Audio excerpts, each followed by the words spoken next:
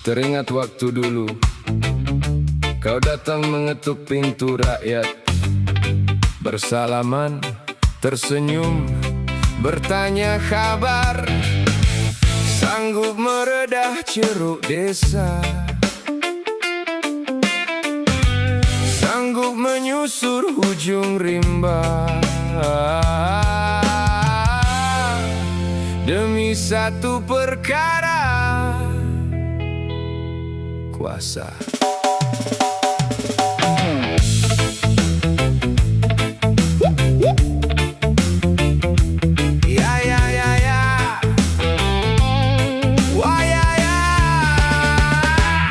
Waktu mahu sesuatu kau datang merendah diri, menyusun 1000 janji bak semanis puisi, menghulur tangan kononnya simpati, seolah mengerti derita yang rakyat lalui. Kau cium tangan warga desa yang tua, kau dukung anak kecil penuh mesra, kau bicara tentang masa depan negara, seolah-olah kaulah penyelamat segala. Namun setelah kerusi berjaya dimiliki, pintu istana pula menjadi semakin tinggi. Hidup mati rakyat yang dahulunya dipeduli, kini sebenarnya angka untuk meraih undi. Yang dulu mesra kau panggil saudara, kini terbiar menanggung derita. Kau semakin mabuk mengejar kuasa, tembok mula dibentuk antara rakyat dan istana.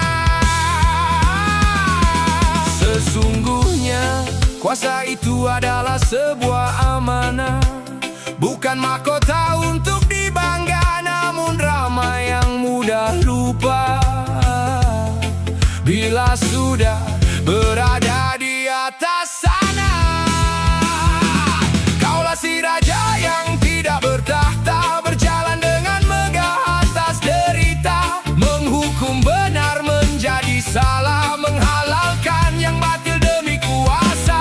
Kaulah si raja tanpa mahkota, mudah lupa siapa yang mengangkatnya, sedang rakyat terus menanggung luka dalam negara yang semakin sesak nafasnya. Yang salah berubah menjadi benar, yang benar pula dipaksa bersalah. Hukum dibentuk mengikut selera, bukan lagi tunduk kepada yang esa. Karena takut kehilangan kedudukan dan takutnya hilang penghormatan, hingga sanggup menukar berat timbangan antara kebenaran dan kepentingan.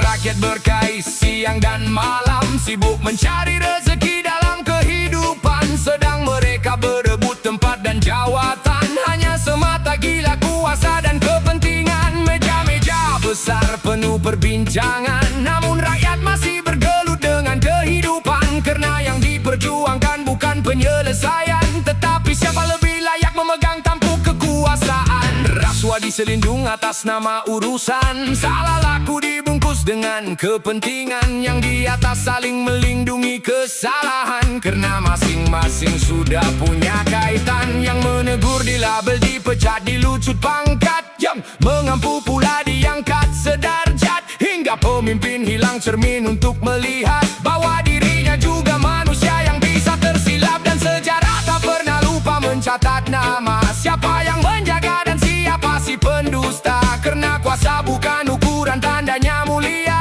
tetapi bagaimana ia digunakan semasa bernyawa.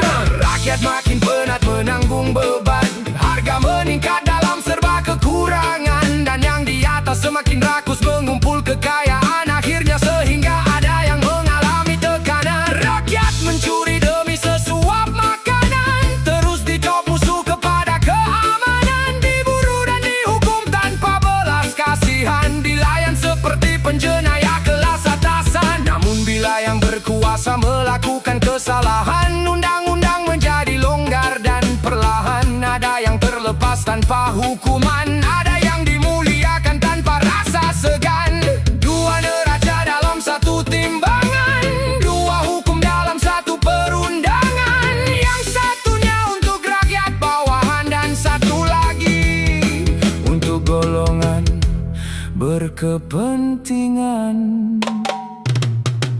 Wahai pemegang kuasa, Jika rakyat terasa sempit kerana tanganmu, jika amanah dijadikan jalan kemegahanmu, maka ingatlah Nabi pernah bersabda, untuk mereka yang menyusahkan umatnya, Allahumma man waliyah bin amri ummati syari'an fasya'a alaihi fashku alaihi wa man waliyah min amri ummati syai'an farafaka bihim farfuk bihi.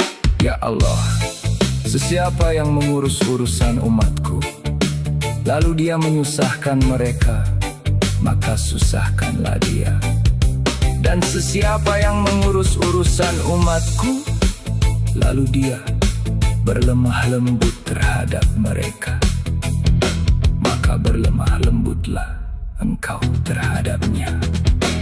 Kaulah si raja yang tidak bertahta. Mungkin hari ini kau disantun puja, namun sejarah sentiasa mengingati siapa yang menjaga dan siapa yang mengkhianati. Jangan kau lupa, wahai si raja tanpa mahkota, kuasa dan kedudukan hanyalah pinjaman sementara. Dan setinggi manapun manusia berdiri, pasti tetap akan kembali menghadap Ilahi. Ketika rakyat menangis, adakah kau mendengar? Ketika rakyat terhimpit, adakah kau peduli?